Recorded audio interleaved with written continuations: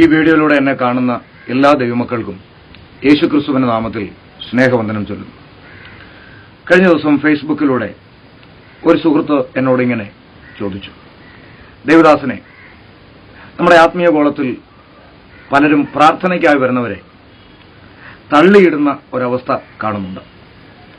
വേദപുസ്തക പ്രകാരം എന്താണ് ഇതിന്റെ ഒരു മറുപടി എന്ന് ഒരു ചെറിയ ക്ലിപ്പ് ഇടാൻ കഴിഞ്ഞാൽ നന്നായിരുന്നു എന്ന് പറയുവാനിടയായി. ഞാൻ ആ വിഷയം എന്റെ ഹൃദയത്തിൽ ചിന്തിക്കാൻ തുടങ്ങി. ദൈവസന്നിധിയിൽ പ്രാർത്ഥനാ സമയം വിശുദ്ധ വേദപുസ്തകത്തിൽ ആ വിഷയത്തെ സംബന്ധിച്ച് വേദഭാഗങ്ങൾ പഠിക്കുമ്പോൾ ഒരു വേദഭാഗം എന്റെ ശ്രദ്ധയിൽപ്പെട്ടത് ഞാനൊന്ന് വായിക്കുവാൻ ആഗ്രഹിക്കുകയാണ്. ലൂക്കോസ് സുവിശേഷം 9-ാം അധ്യായം അതിന്റെ 37 മുതലുള്ള വാക്യത്തിൽ ഇങ്ങനെ കാണുന്നുണ്ട്. പിറ്റേന്നാൾ അവർ മലയിൽ നിന്നിറങ്ങി വന്നപ്പോൾ ബഹുപുരുഷാരം അവനെതിരേറ്റു. കൂട്ടത്തിൽ നിന്നൊരാൾ നിലവിളിച്ചു, ഗുരു, എന്റെ മകനെ കടാക്ഷിക്കണം. ഒരാത്മാവ് അവനെ പിടിച്ചിട്ട് പൊടുന്നനവെ നിലവിളിക്കുന്നു, അതവനെ നുരപ്പിച്ച് പിടപ്പിക്കുന്നു. ഒരാത്മാവ് അവനെ പിടിച്ചിട്ട് അത് നിലത്തിട്ട് പിടപ്പിക്കുന്നു. നിന്റെ ശിഷ്യന്മാർക്ക് അതിനെ പുറത്താക്കാൻ കഴിഞ്ഞില്ല. കർത്താവ് പറഞ്ഞു, അവനെ കൊണ്ടുവരാൻ പറഞ്ഞു. അതിന്റെ 42-ാം വാക്യം ഇങ്ങനെ വായിക്കുന്നു, അവൻ വരുമ്പോൾ തന്നെ ഭൂതം അവനെ തള്ളിയിട്ട് പിടപ്പിച്ചു. ശ്രദ്ധിക്കൂ, ഭൂതം അവനെ തള്ളിയിട്ട് പിടപ്പിച്ചു. എന്നാൽ യേശു അശുദ്ധാത്മാവിനെ ശാസിച്ചു, ആ ബാലനെ സൗഖ്യമാക്കി. ഈ വായിച്ച വേദഭാഗത്തിൽ തള്ളിയിട്ടതും പിടപ്പിച്ചതും ഭൂതമാണ്, എന്നാൽ സൗഖ്യമാക്കിയത് യേശുവാണ്. ഇന്ന് അനേക പ്രാർത്ഥനാ യോഗങ്ങളിൽ നിരവധി പേര് തള്ളിയിടാൻ ശ്രമിക്കുകയാണ്. എന്നാൽ വേദപുസ്തകത്തിന്റെ മറുപടി തള്ളിയിടുന്നതും നിലത്ത് കിടന്നുരുളുന്നതും പിടപ്പിക്കുന്നതും ഭൂതമാണെന്നും സൗഖ്യമാക്കുന്നത് യേശുവാണ് എന്നും നാം കാണുന്നുണ്ട്. എന്നാൽ ഇന്നത്തെ ആരാധനകളിൽ ന്യൂ ജനറേഷൻ വിവിധമാകുന്ന പ്രതിഭാസങ്ങൾ കാണിക്കുമ്പോൾ പലരെയും തള്ളി മറിച്ചിടുന്ന വീഡിയോ ഇന്ന് നമുക്ക് നെറ്റുകളിൽ നമുക്ക് ഒരുപാട് കാണുവാനായിട്ട് സാധിക്കും. വേദപുസ്തകത്തിൽ പരിശുദ്ധാത്മാവ് മർക്കോസിന്റെ മാളിമുറിയിൽ ഇറങ്ങി വന്ന നാൾ മുതൽ വെളിപ്പാട് അവസാനിക്കുന്നത് വരെ പലരും ആത്മാ നിറവിലായിട്ടുണ്ട്. ആത്മാവിന്റെ ഉള്ളിലായി, യോഹന്നാൻ ആത്മവിവശതയിലായി എന്ന് പറയുമ്പോൾ ആത്മാവിന്റെ ഉള്ളിലായി എന്നൊരു അർത്ഥം കൂടി അതിനുണ്ട്. അവിടെ എങ്ങും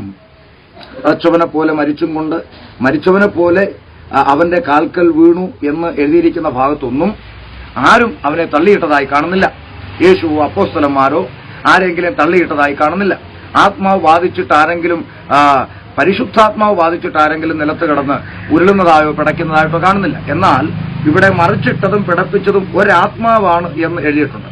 എന്നാൽ അതിന്റെ താഴെ നമ്മൾ വായിച്ചു, ഒരു ഭൂതം അവനെ നിലത്ത് തള്ളിയിട്ടു. അപ്പോൾ തള്ളിയിടുന്നതും പിടപ്പിക്കുന്നതുമെല്ലാം ദുരാത്മാവായിരിക്കുമ്പോൾ സൗഖ്യമാക്കുന്നത് പരിശുദ്ധാത്മാവാണ്, യേശുവാണ്. ഇനി വേണമെങ്കിൽ ഒരു വാദത്തിന് ഇന്നത്തെ സഭകളിൽ ഈ തള്ളിയിടുന്നതും ഉരുണ്ട് വീഴുന്നതും മറിയുന്നതും എല്ലാം പിശാചാണെന്ന് വേണമെങ്കിൽ ഒരു വാദത്തിന് പറയാം. അങ്ങനെ പറഞ്ഞാൽ നമുക്ക് സമ്മതിക്കാം. പക്ഷെ അവിടെയും ദയനീയമായൊരു വസ്തുത, ഈ വീഴുന്നതും പിടയ്ക്കുന്നതുമെല്ലാം 90% പാസ്റ്റർമാരും വിശ്വാസികളും ആണെന്നുള്ളതാണ്. അതിശയിപ്പിക്കുന്ന ഒരു ചിന്ത. അപ്പോൾ ഈ ഭൂതത്തെ കൊണ്ടാണോ ഇവർ രക്ഷിക്കപ്പെട്ടതും സ്നാനപ്പെട്ടതും ഇത്രയും നാൾ ആരാധിച്ചതും തിരുമേശ എടുത്തതും ഒക്കെ ഈ ഭൂതത്തെ കൊണ്ടാണോ എന്ന് അതിശയിപ്പിക്കുന്ന ഒരു ചിന്ത അവിടെ ശേഷിക്കുകയാണ്.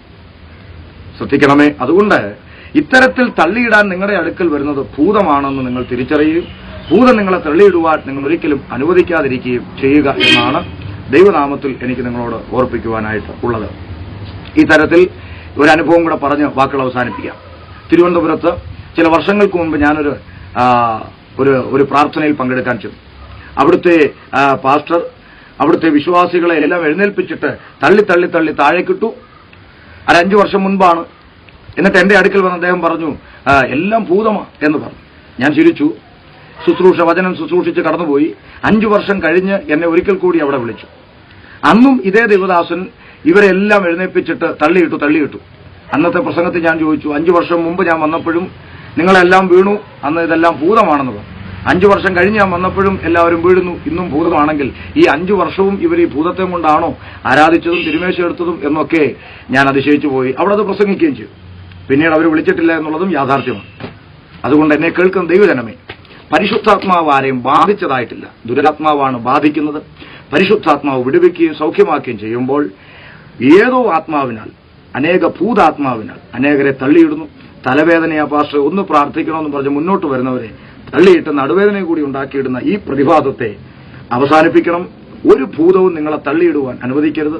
തള്ളിയിടുവാൻ അടുത്തു വരുന്ന ഭൂതത്തെ നിങ്ങൾ തിരിച്ചറിയണം. കഴിയുമെങ്കിൽ തിരിച്ചൊരു തള്ളു കൊടുക്കണം എന്നാണ് എന്റെ ഭാഷയിൽ ഞാൻ പറയുക. അതുകൊണ്ട് ഇത്തരത്തിലുള്ളതായ വെളിവുകേടുകൾക്കൊന്നും കൈയടിക്കാതെ സത്യത്തെ തിരിച്ചറിഞ്ഞ് ആത്മനിറവിൽ സുബോധത്തിന്റെ ആത്മാവിൽ ദൈവത്തെ ആരാധിച്ച് മുന്നോട്ട് പോകാം. അതിനായി ദൈവം നിങ്ങളെ അനുഗ്രഹിക്കുമാറാകട്ടെ. ആമേൻ.